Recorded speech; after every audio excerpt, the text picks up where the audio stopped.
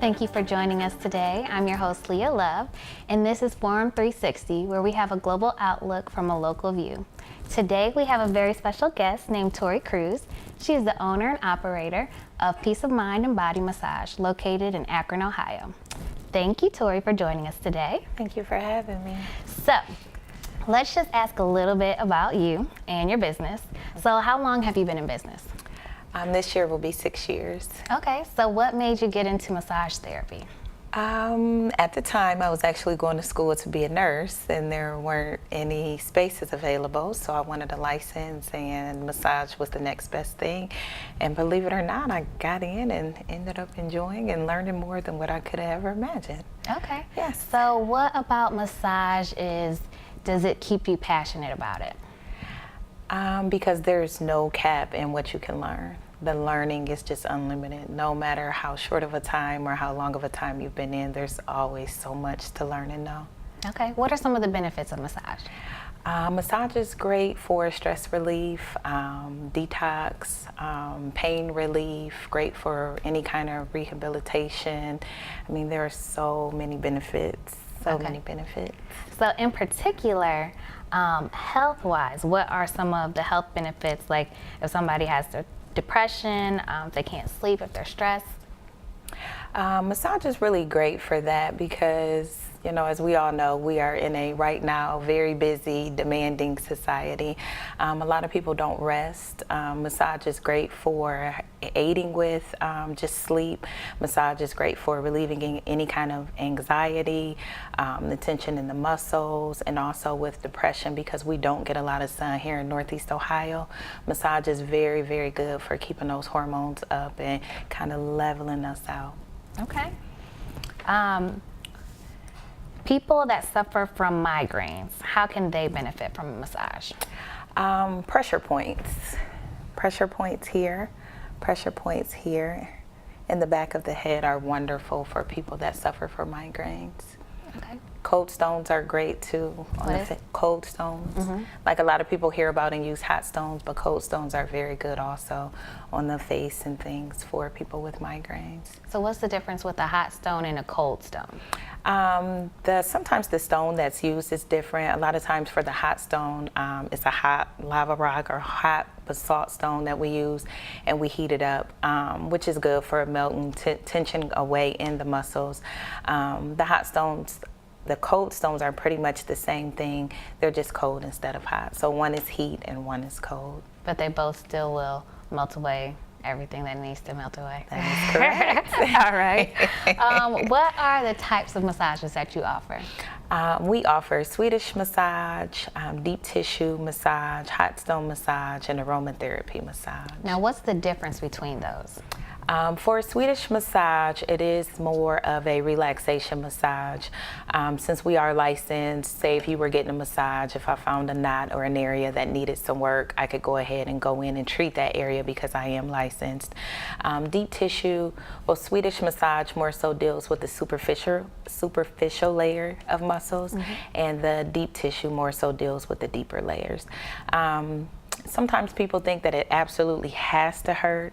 It doesn't always have to hurt for it to be effective, but sometimes you can get, just a little bit of pain just for affecting the deeper layers of muscles. The hot stones are really great. I get a lot of people just loving those because of the heat on whatever area of the body. They're just a nice sensation, and they do help with loosening up the muscles and also helping relieve any tension. The aromatherapy is really good. What it is we just use essential oils. Lavender is a very, very well-known and popular one, where you can put it in the oils and kind of mix it up with the massage oil, and then during the massage, the pores in the skin and the nasal passages actually take in that oil and help to relax. Okay. Yes. Now, what causes knots? Stress. Sometimes stress is and pretty much. What is it? What is this knot that's built up in your body? Lactic acid, which can come from stress. It can come from repetitive movement. For example, because you do hair, I'm sure using your irons or your blow dryer, there's a certain, or washing over the bowl, I'm sure there are certain motions that you just use repetitively, and those can cause the tension in the knots in the muscles. So how often should someone come in to get a massage? I like to tell people once a week. Ideally, some people do have the time and the finances, some people don't. So what I usually like to tell people is every other week to once a month is really, really good for routine maintenance. Okay. Routine maintenance. Yes. What are the most requested essential oils and how can they be used? Lavender seems to be number one. Yes, lavender seems to be number one. Lavender is not one that you can ingest, but some of them like mint and oil, if you're able to find them online, you are actually able to put them in water and drink them. A lot of them though, the essential oils are topical. So putting them directly on the skin, mixing them in like a olive oil, a grapeseed oil, an almond oil are probably the best and the safest ways to use those. So I've never heard that you can ingest them. You said with water? So there are essential oils that say I didn't want to cut up a lemon and take it with me to work today, but I still wanted to drink a lot of water. I could actually put my oils in my water and ingest it and still have the same effects that way. Okay. Yes. All right. So some people think that massage is not for babies. What is your take on that? Massage is great for babies. Actually, when I was in school before I graduated, I did my final massage on infant massage, my final project. Babies really do benefit. It helps with colic in the babies. Sometimes their little bodies may have aches and pains too. So I think it's really, really good to massage them, especially at night before they go to bed. Adding in massage is a great way to get them into a routine, to get them used to it. And it's wonderful for bonding. And it's something that both parents are able to do. So could you explain just a little bit, if somebody wanted to start doing that at home, what would be, something basic that they could do with their baby at home today? Grapeseed oil is one of the softest oils. Grapeseed oil, if you prefer to use oil, is really good for the babies. Even just whatever kind of lotion you use, whatever your preference is, putting the baby in the tub at night, and once you're taking the baby out, then just kind of gently rubbing them down, their little chest, their arms, and their legs, just with the lotion. You would be surprised at how well the baby would sleep at night. Okay. Yes. Now, still keeping with the theme of babies, a mother who is expecting, what are their options for massages and maybe some of the things that they should look out for, do's and don'ts while they're pregnant with massage therapy? To start off, I think it's always safe to talk to the doctor and make sure, there are no major issues going on. I have massaged many pregnant women, and as I was an expecting mother myself, I got massages very, very often. A lot of women carry tension in their lower back and their hips just from carrying the baby, and I find that the massage is wonderful for that. They aren't always able to lay on their stomachs, but just kind of going from side to side and making the mother comfortable and massaging, lower backs and shoulders and legs. There are some pressure points in the ankles and feet that you want to be aware of, just because some of those points are connected to the uterus, and we definitely don't want to bother, any of that.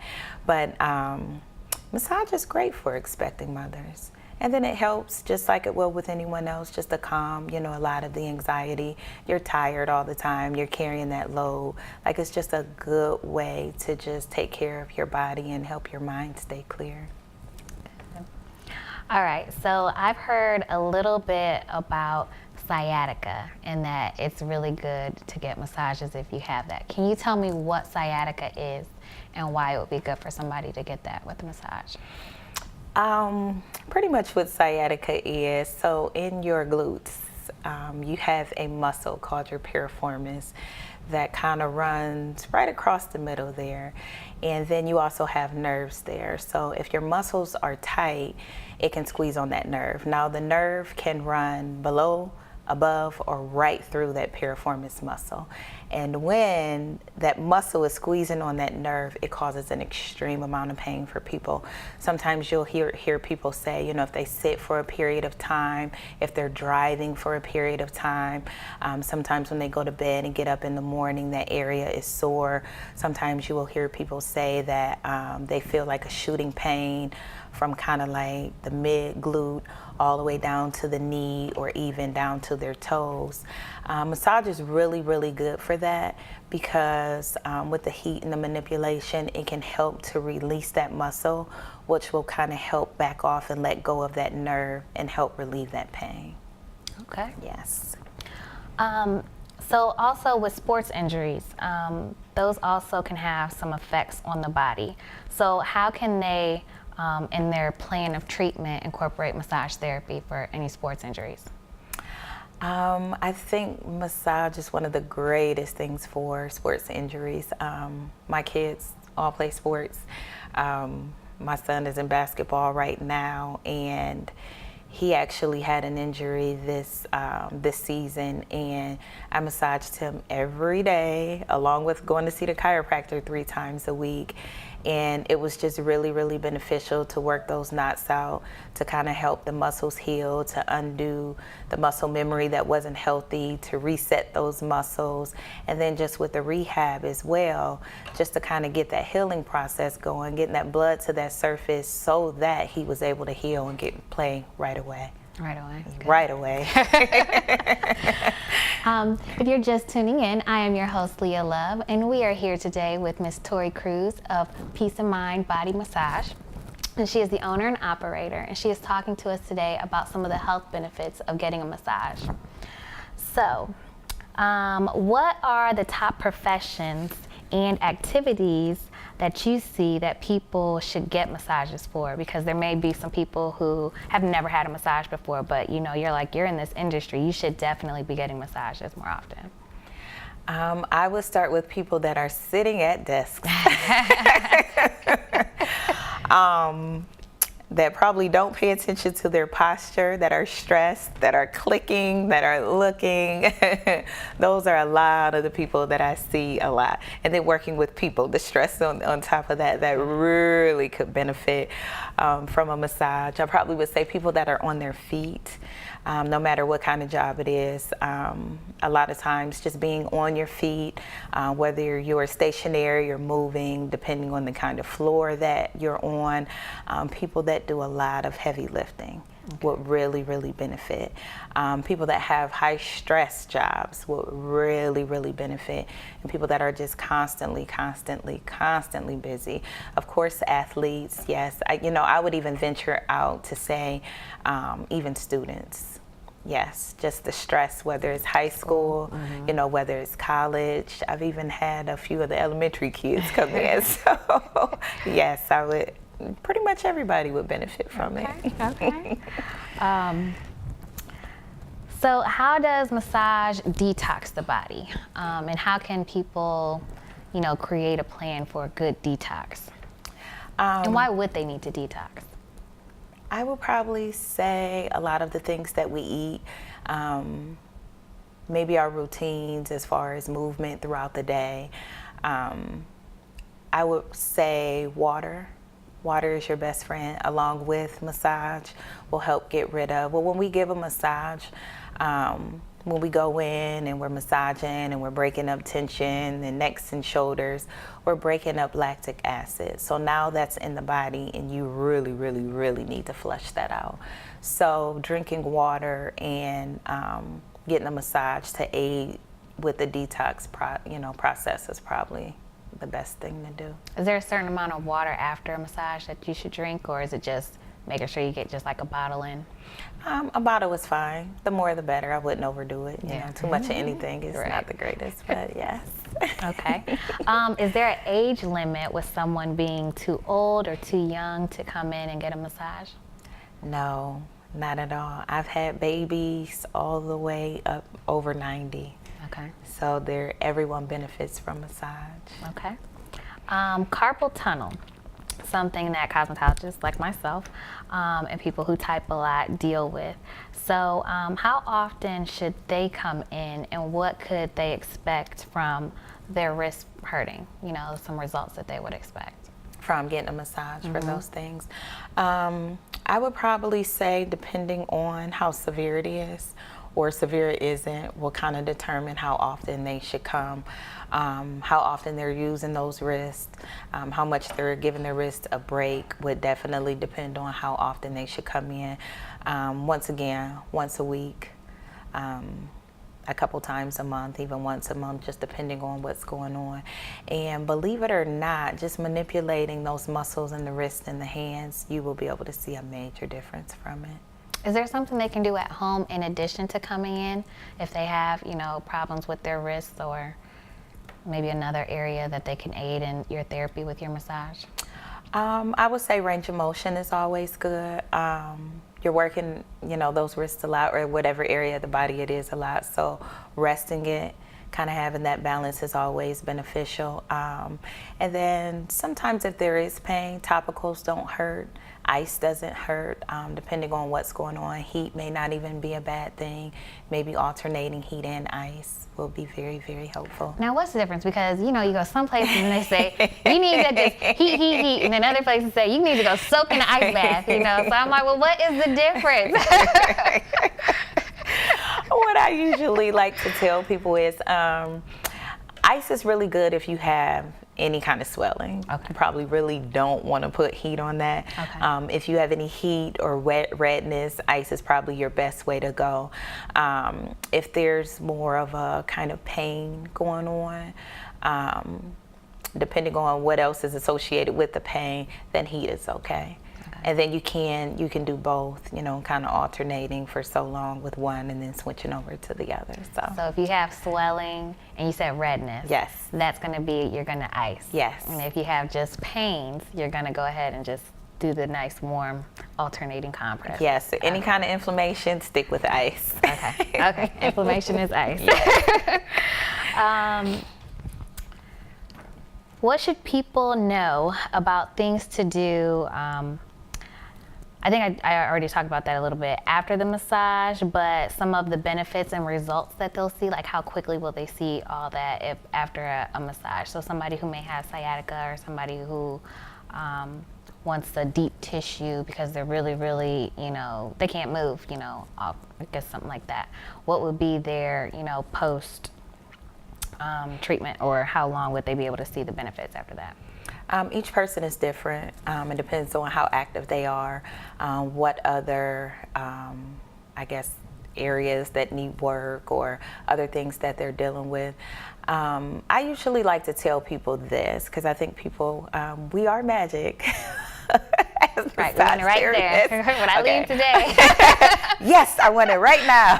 I've been dealing with this issue for the last 10 years, but I saw my therapist for one day and it should just all be better. No.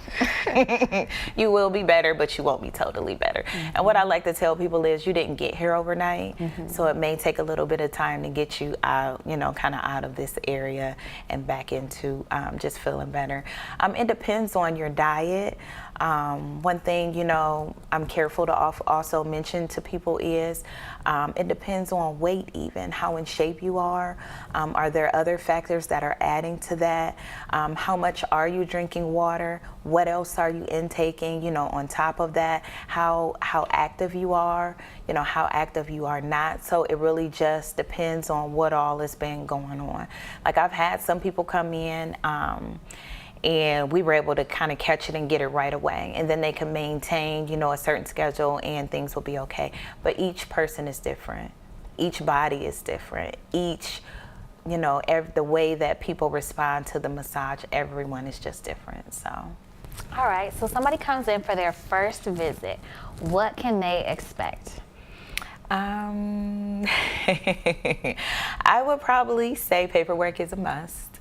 Some people are irritated sometimes with the paperwork. Some people are like, oh, okay, this is great, but it helps us to be able to give the best treatment possible.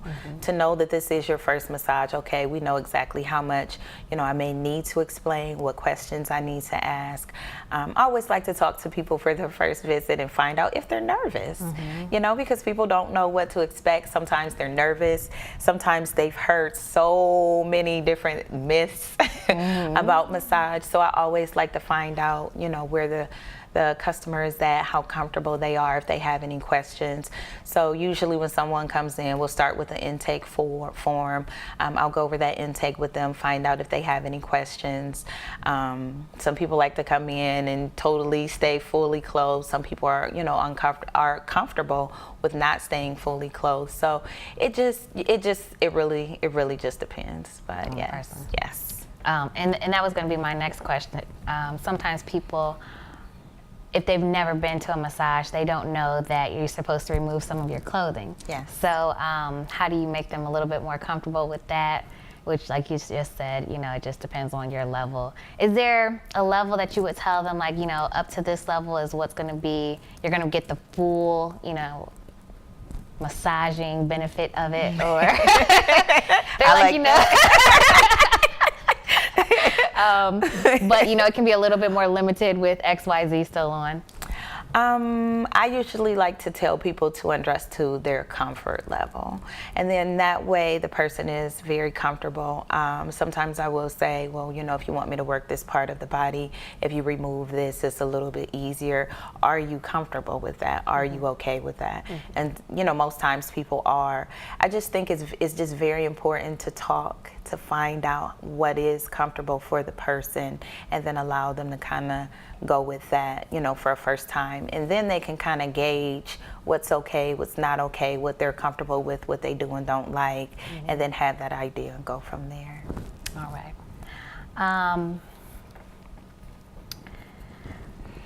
So, are there any risks or cons that people should be aware of before they get a massage?